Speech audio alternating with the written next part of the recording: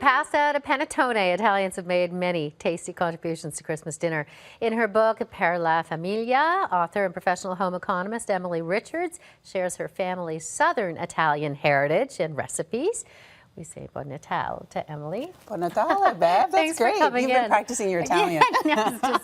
But I can certainly smell all kinds of great things that you're going to be helping us learn how to do, not the least of which is stuff this piece of meat. We are going to, which would be kind of, you know, more of a traditional Italian Christmas dinner or a festive occasion. Definitely. It covers kind of all gamuts, especially a Sunday afternoon, whether it's a lunch or a dinner that you're having with your family. But definitely, you know, during the holiday time, pork is on the menu quite often. Okay, so, and this is a pork tenderloin. This is a pork loin. Loin. So you can actually buy a full pork loin and cut it to the size you want. For this recipe, you only need about 2 to 3 pounds. But obviously, if you're having a larger group, by all means, cut it larger, get the bigger one, and make more of the stuffing.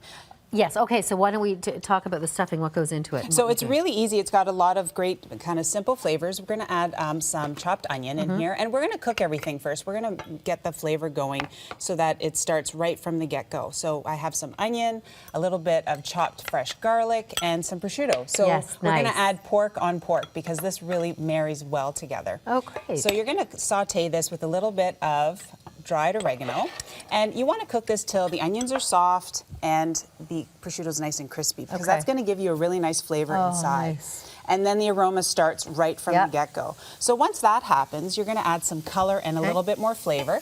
I'll get you to stir and I'll add everything else, Bev. Some roasted red peppers and just a touch of fresh breadcrumbs in here, okay? And that's going to just help absorb all the liquid from the roasted red peppers. And just kind of bring it all together, That's bind right. it. And then just a touch of salt and got to get that red ingredient in there for the holidays, a little bit of parsley. Okay, so that's the stuffing, you just kind of that's pretty much done. Okay. So I already made it ahead of time because you do want to let it cool a little bit before you put it into the pork. Okay. So we're actually going to, I'm going to show you how to this deal with the tricky part. And I actually think, I'm going to put my gloves on here just because I actually keep these in my kitchen all the time. They're so handy so that if the phone rings, you just take them off and you can continue on. What a great idea.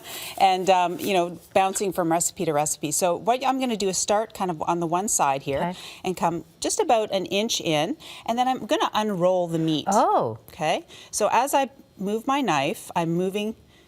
So do you see how it's kind of nice and even here? And this will give you that nice little swirl in your meat. Oh, I see. And you just want to try to keep it even. So if it's not even, all you have to do is take a meat mallet, okay, just like that. Pound it out. And pound it out. But what you're looking for is to have that similar thickness throughout. Okay. Okay. And then I'm going to put some Dijon mustard on here. And that's going to help flavor the pork, but it's also going to help keep our stuffing in. Okay. And moist too. There we go. So I'm going to put that in. And this, you can see with the breadcrumbs in there, it stays really nice and moist. And I want to leave about an inch or so just at the end, just like that, because as I roll it towards it, it's going to. And then all I have to do is follow the way I cut it, just like that. And then some of it's going to fall out. I want it fat side up, just like that. Okay. And then I'm going to take a little bit of kitchen twine. Now you can cut it into little strips and then tie it, but I actually keep it together so that I can work it through all the way around. So just tie it on one side like that. And I like this type of thing because it has lots of the flavors going, and then the pork absorbs all the flavors from the stuffing as well. And it's not something, you know, too difficult that you can actually stuff this ahead, keep it in the fridge, and then come back to it later and roast it. How great. Okay, and I actually like this for leftovers. It makes great sandwiches. Probably tastes even better than it does. It gets all those wonderful flavors. As you finish kind of stringing just like that, yeah. And then what I'm going to do is, you know, put some more of that stuffing that falls out, and then you put it in your roasting pan. Yep. Just like that. And then it roasts at a nice low temperature, 325. And a roast like this is only going to take about an hour and a half or so. So it's, you know, really, really so yummy. And here's the finished roast over here, and it looks so great in terms, and when you slice it up, look at that, it's perfect. And it has just that little bit of juice at the end that you can spoon over when you go to serve it, and it makes a lovely meal with just some roasted potatoes.